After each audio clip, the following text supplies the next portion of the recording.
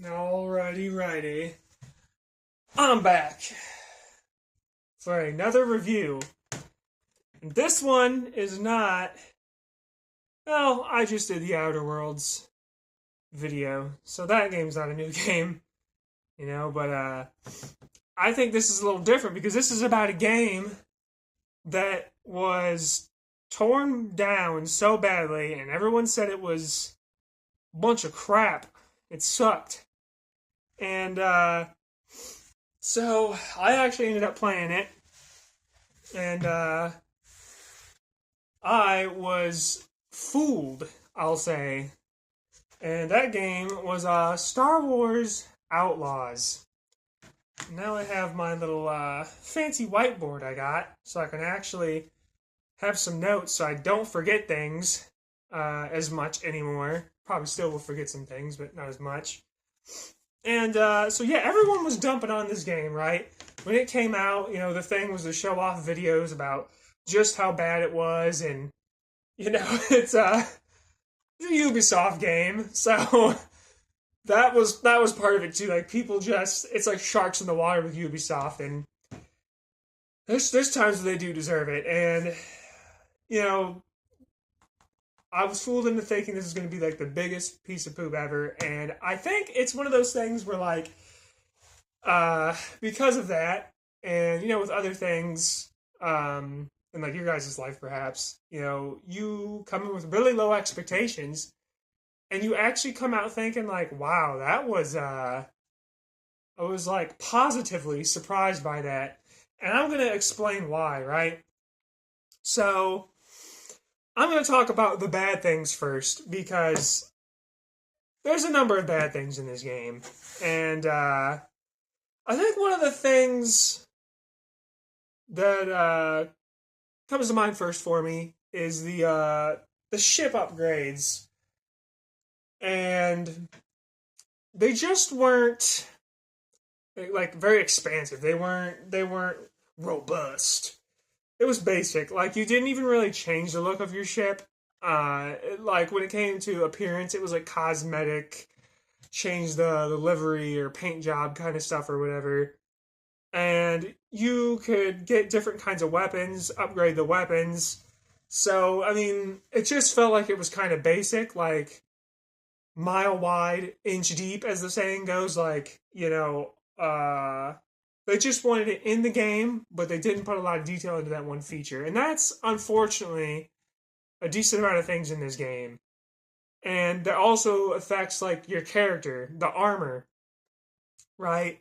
You didn't actually have armor. You just had outfits. Like, different outfits you would wear. Not armor pieces, like pants, uh, chest clothing, and they would have effects and stuff like that. And, down you go, little bud. And so that was a little bit disappointing, but like I said, right, just enough to where like these armor pieces had passive effects and would change your look a bit. And so, if you compare that to other RPGs like Witcher, like other great ones like Witcher, some of the other Scrolls, some of the Fallouts, where there's so much depth and you have tons of armor pieces and you have enchantments and modifications and all this stuff. It just came across as basic, again, mile wide, inch deep. And that plays in to the planets as well. So the first planet, I forget the name of it, but it was like a new one. Like it had been mentioned in Star Wars lore before. But this Star Wars Outlaws was the first game to actually go to the planet. And the first planet, dude, let me also say this before I go into the rest of this point. This was the biggest letdown of the game for me, right? At first, I thought maybe this game was going to be like 8, 9 out of 10, possibly even a 10 out of 10. Because that first planet, the exploration was... There was a lot of things you can go and do. You could break into like other hideouts of the other gangs / syndicates. There was other like imperial outposts and fortresses and stuff that you could break into, maybe steal some stuff. And After that first planet, man, I was so hyped. I was like, wow, if they're saying the other planets are going to be like this, like open world regions, this is going to be amazing. And so the next planet you go to after that first one, it's kind of like plains looking, uh, is a snow planet. And it was revealed to me soon after doing a couple missions there at that snow planet, which, again, I forget the name of. It's been a little while. You couldn't go outside the city. Like, they didn't even let you outside of the city. Now, the city was a decent size, but everything you do on that planet takes place within the city. You don't get to go out into the frozen waste or whatever. And that was a disappointment. And then you go to Tatooine, and you go to this other jungle planet. Um, it was not the one in episodes. It's not the ones where Yoda was in the original three that came out in the 70s and 80s. It was another jungle planet. I forget. I think it started with an A. I'm forgetting it now. But that one was also the same thing as, well, not the same thing as the snow planet, but similar in a way where it's like there was a bunch of like mountains and stuff that made it where you couldn't go into a bunch of the areas of the map, and so it wasn't like as wide open. And it felt like that first planet, that plains planet that you start the game off in, was the one that had the most work put into it, it felt like. And then like the jungle one and the snow one, like I said. Like the snow one, you couldn't even go outside the city limits, and that was the first big disappointment for me. And Tatooine, it was more open areas to explore, but it was like they took advantage of it being like a desert kind of area. So that gave them kind of the excuse probably to just make only so many points of interest, and the rest of it is just barren. And another big thing, like I said, the motto of this is mile wide, inch deep. And so the weapons, there's not even weapons that you get to own yourself. It's one weapon. Now, granted, there is like a couple modes to this weapon. There's like a stun, an explosive, and there's like the red blaster type thing that you can do. So this doesn't make me as mad, but still, you can only have one weapon. That's your little like laser pistol. Other weapons, they're in the game, and you could pick them up and use them, but you can't keep them. So like when you're battling the other gangs and syndicates or the Imperial stormtroopers, you could take their weapons, and they got all kinds of different weapons. You can take them and use them.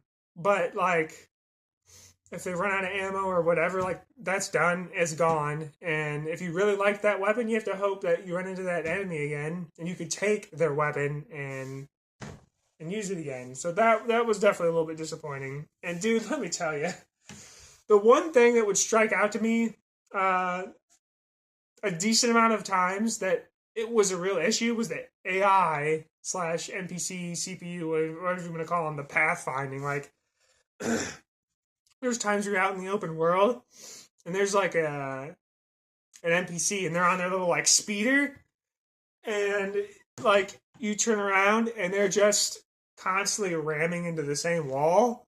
And that didn't just happen one time, and that's why I'm mentioning it. It happened several times, and it's funny, but at the same time, like, you know, as some people would say, it's like immersion breaking. You know, it reminds you that you're playing a game. And that's never really a good thing. But it was kind of funny, like watching them just, they could back up maybe, like a normal person would. They would back up and go a different direction. They would just ram into the wall. Now, I'm going to get to the good. And now this is where the game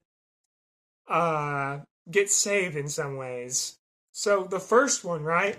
You're a bounty hunter. And so, as you can remember, like Han Solo from, you know, some of the different movies.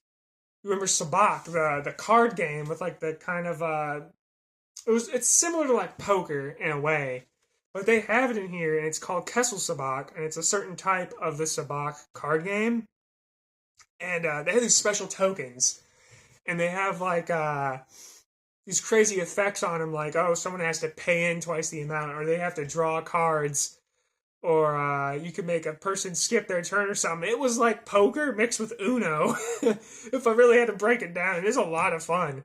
Like, I would go into the gang hideouts and stuff, uh, or even in the cities, and you could play Kessel Sabak, sit down there at the tables and earn a bunch of money. And there was other betting too on like the races, the kind of like horse racing kind of thing. You really weren't horses; they were like some other alien horse-looking kind of thing. And it really felt like you were living that like outlaw kind of lifestyle because of that kind of stuff. And it was a nice touch. And I remember there were high roller table kind of things where the bets were really big. The games were harder to win. They told you that the games were going to be harder to win, and but you could win a lot of money if you did win those at those Kessel Sabak tables, and that was really cool. And let me tell you the other thing that was really cool. First time I got into some real trouble, I got caught in this Imperial outpost. They caught me. There's a bunch of dudes in there, and so I had to get out of there because I would have gotten wrecked had I stayed in there. And so I see this thing at the top. I think it's the top left of the screen, either top left or top right of the screen.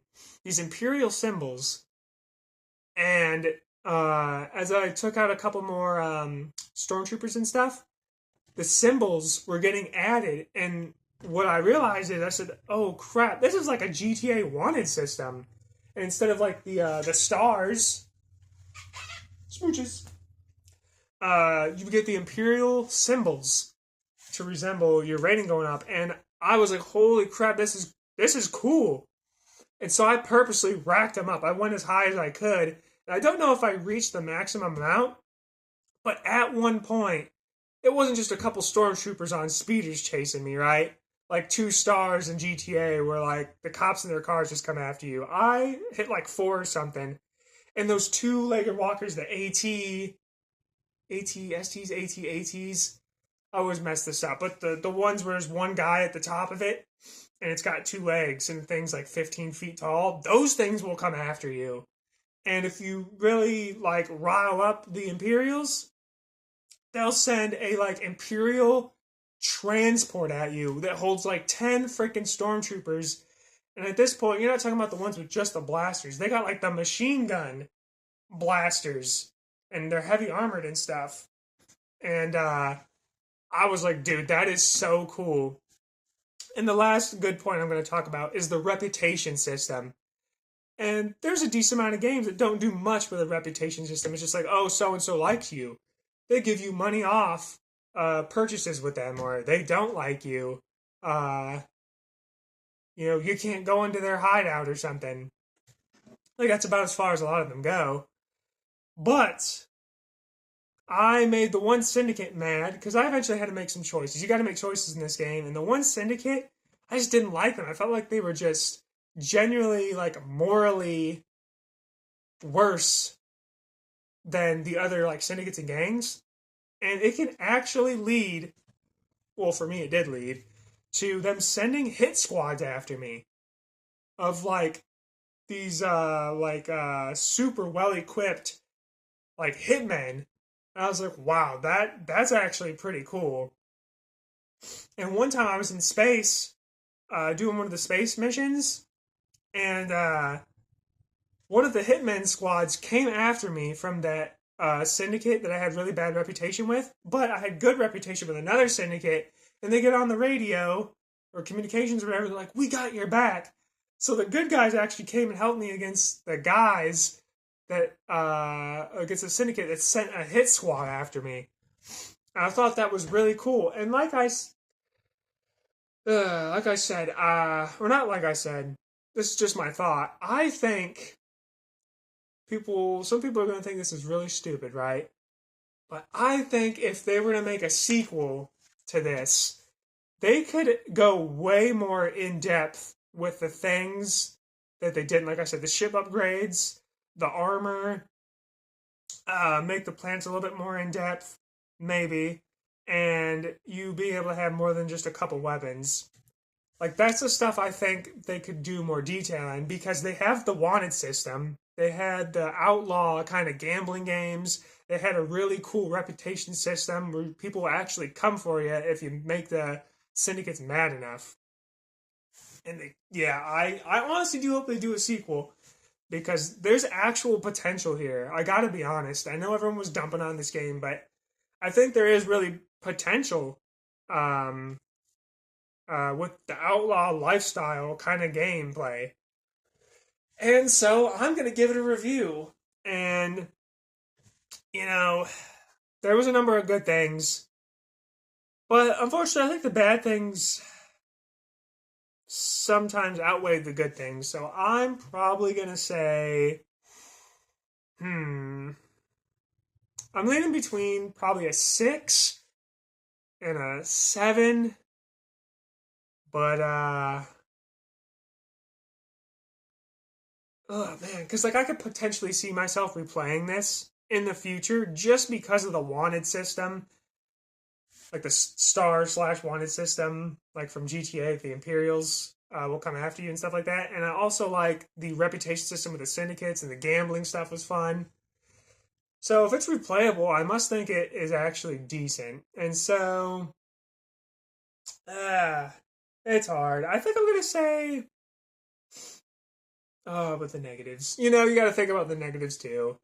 So I'm gonna say 6. I'm probably gonna go 6, and for me that means that it was a little good, but kind of overall just decent. It was decent, and I would say if you see it on sale for like $20 or something like that, you like Star Wars, and you always like, there's plenty of Star Wars games about, having the Force and being a lightsaber user. And there's not a whole lot of games about being an outlaw. That side where you're just a normal dude, but you're kind of into the crime part of things and stuff like that. And I would say, if you see it on sale around $20, think about getting it because it's actually pretty good. Well, I don't want to say pretty good. I'll say it's decent. It's decent, and if you're looking for something to play, definitely if you think about doing it for that price. And so this is the end of the review. Like I said, I'm trying to do notes now, so I don't forget things as much. But that's it. I want to thank you all for watching. You guys have been supporting the videos a decent amount, and I really appreciate it. So yeah, I'll see you guys in the next one. See y'all later.